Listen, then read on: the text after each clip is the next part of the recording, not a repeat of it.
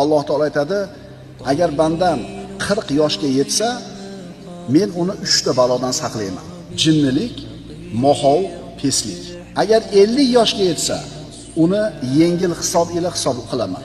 Agar 60 ga kirsa, men unga tavba qilishni mahbub qilib qo'yaman. 60 ga kirgan odam tavba qilishga qalbi moyil bo'lib qoladi.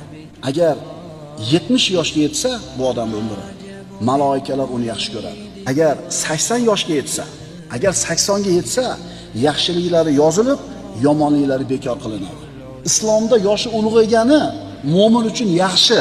Yoshi qancha katta bo'lsa, shuncha yaxshi u uchun, agar amali chiroyli bo'ladigan bo'lsa. Agar yoshi 90 ga yetsa, qolatil malaikatu, maloikalar bu odam haqida aytishadi. Asirullohi fi ardihi. Allohning yeridagi asiri. Alloh ushlab turibdi buni. Allohning asiri. Ana shu 90 ga kirgan